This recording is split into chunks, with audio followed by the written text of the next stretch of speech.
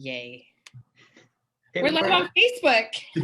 Awesome. There's always like this weird little delay. And I'm like, oh, what's happening? So, hi, Keith. Hi, how's it going? Good, how are you? Good. It stopped raining, so you could sit on your porch and chat with me.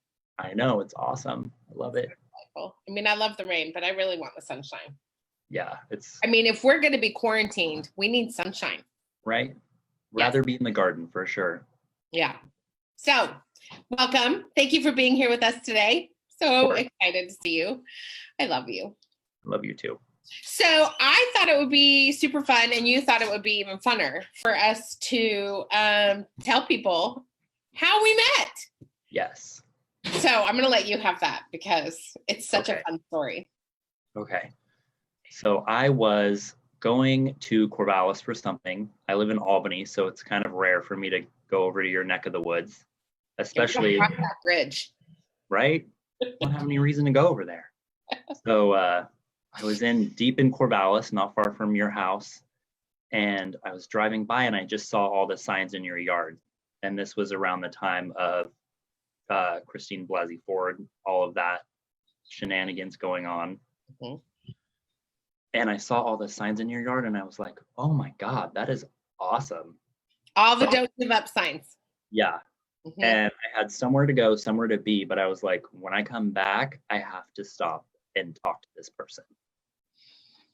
So I went and did what I did. I don't even remember what it was because it was in the campaign thing. Meeting you. So on the way back, I stop at your house and I knock on the door and I'm like, I have to introduce myself. This is awesome. I love all your signs. This is like exactly what needs to be happening right now. People need to be vocal and people need to be connecting with each other and talking about these things. So that was really awesome for me. And now it's like 2 years later and we have so many mutual friends and connections. It's like everyone came together. So it's come full. Yeah, it was really fun because, so for those of you that are new to the bird world, you don't know that I've been like featured in the paper about my don't give up signs, and that if you are actually interested in knowing more about my signs, you can go to don'tgiveupsigns.com and you can get all the signs. They say you matter and your mistakes do not define you and don't give up. And I've become quite famous for my signs. I'm like the lady with the yard signs. But what I loved about you coming to the door, because people come to the door all the time and they're like, thank you so much. But when you came up, it was like we had this mutual love fest.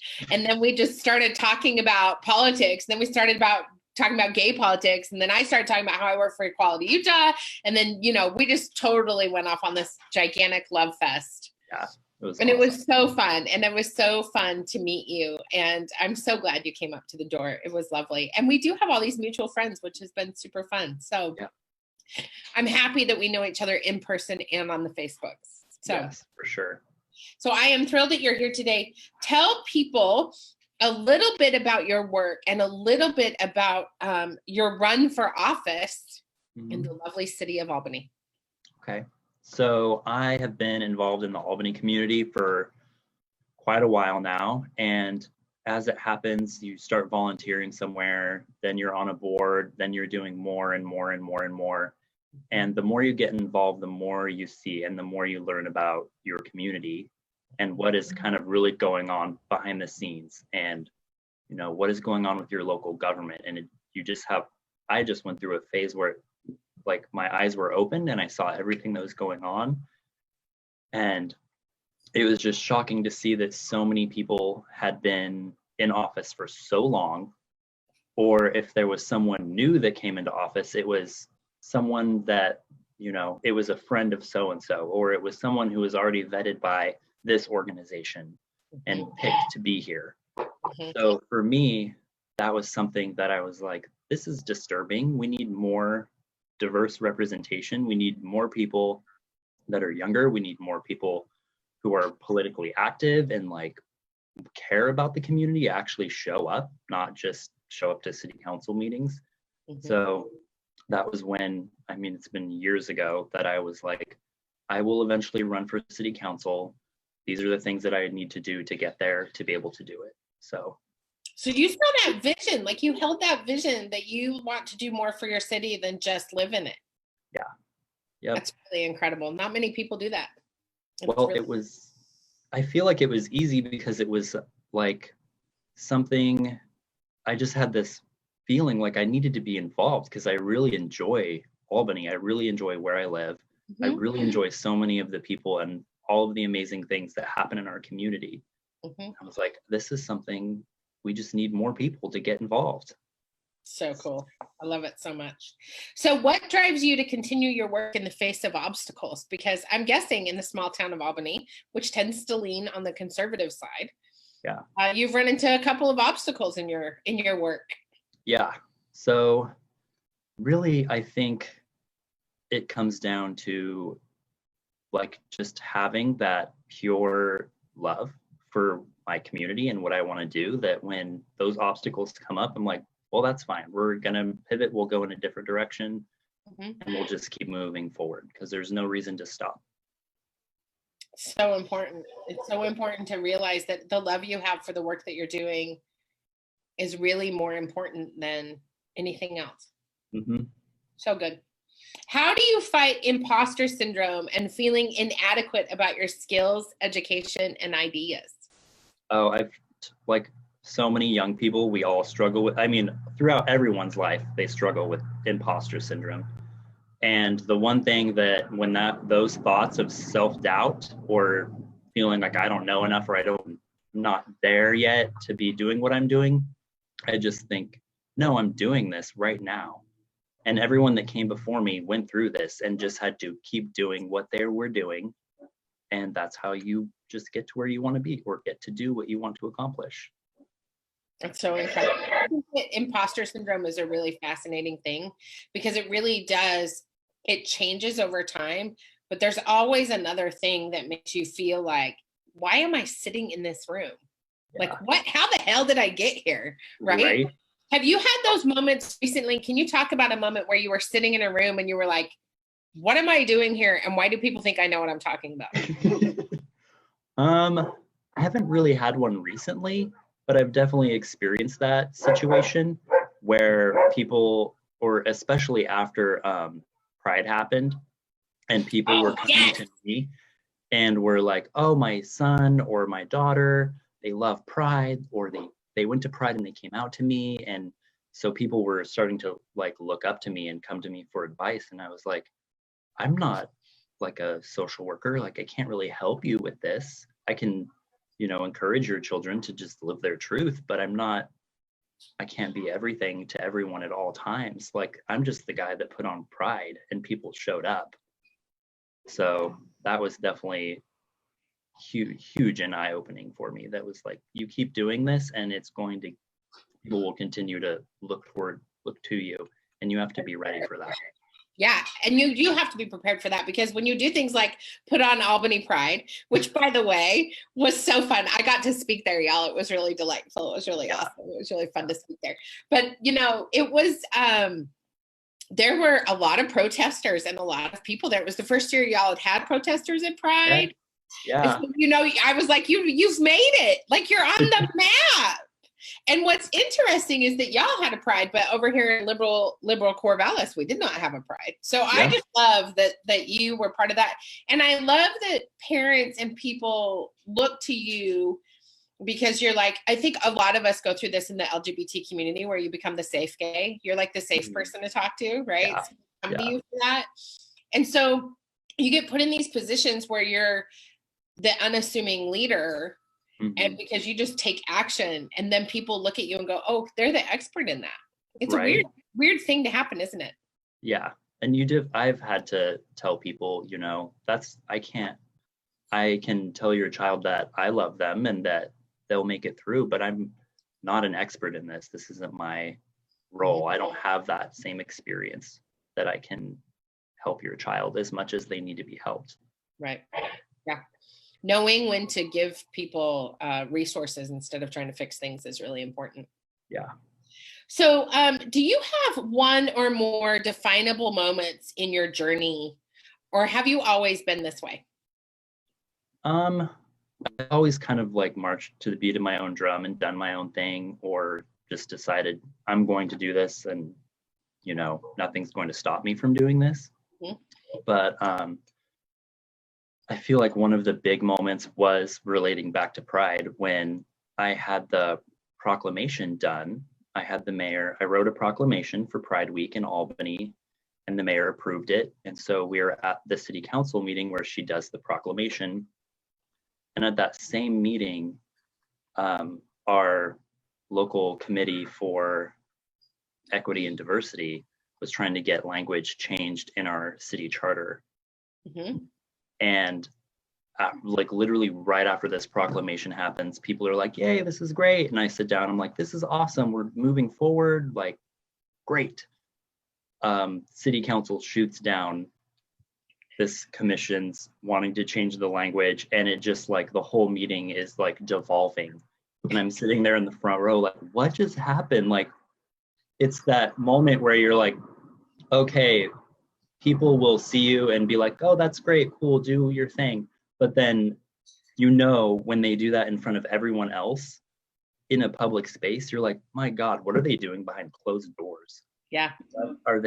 It was just mind blowing. And I was like, this has to stop. We can't have people like this in our city or elected. It's crazy.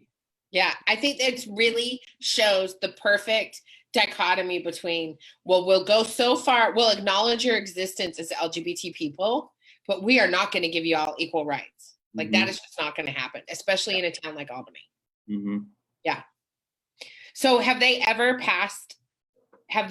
included LGBT folks in diversity and inclusion language, or are you still fighting that battle?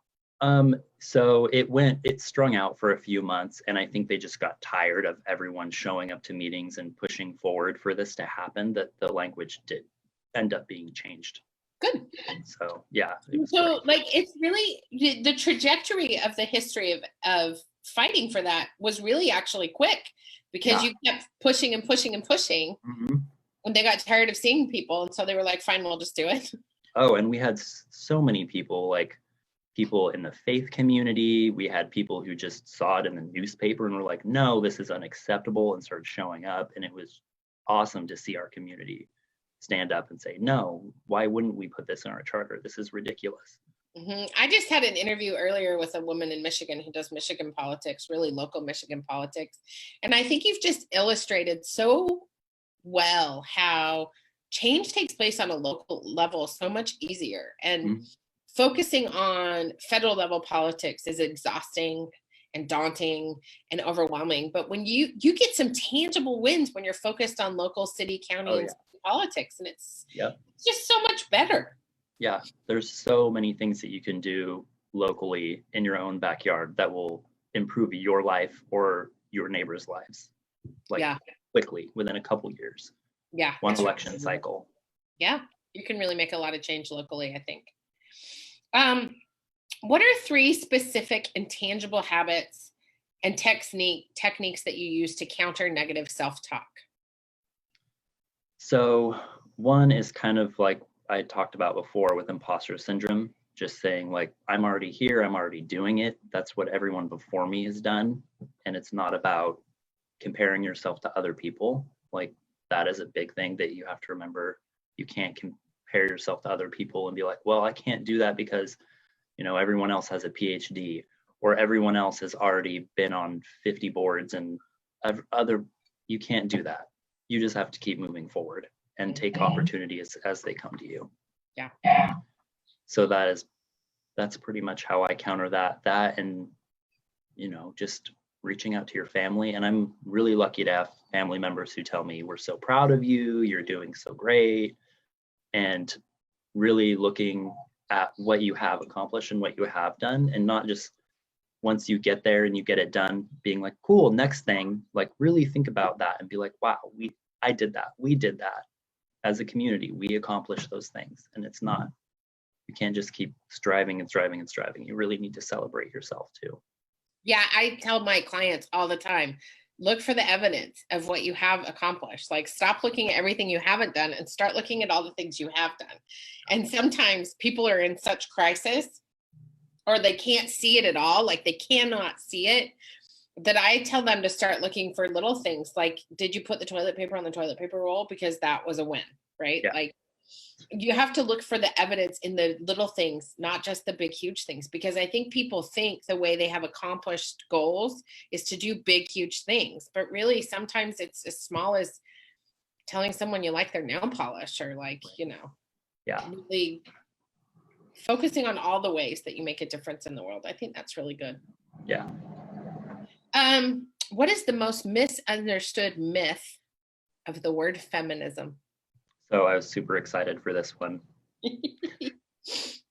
So one thing, especially as someone who self-identifies as a male feminist, is for myself realizing that when you say that, that's not where it begins and ends.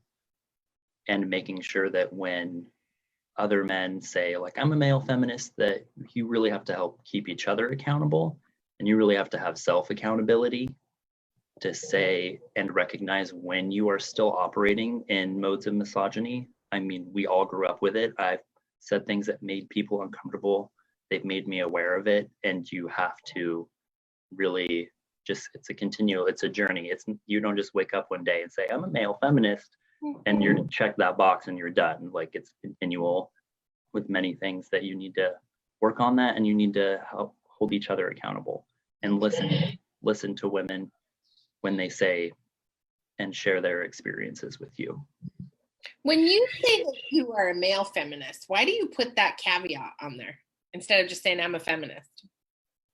I've said I'm a feminist or male feminist, but I think there's a lot of privilege wrapped up in being able to say that you're a male feminist, and you need to make sure that I don't feel like I can say I'm a feminist because I don't have that same experience as a woman to say I'm a full-fledged feminist and I've lived the whole struggle. Right. That's interesting. I like that. I've never heard anyone say it that way before. It's really cool. I love you. I love you even more after this. Okay, here's your bonus round questions. Are you ready? I'm ready. What is the most important thing people need to know about local politics in 2020? So local politics in 2020 is going to be hugely important no matter where you live, because within the last 4 years, so many things have changed. People have become hugely emboldened to say and act however they feel because of the example that has been set by the current administration. And if you sit back on the sidelines, it's like a sickness. It's going to spread into your city council because more people, not just left-leaning or moderate, far-right people are emboldened now to run for office and want to push this insane agenda on every community nationwide.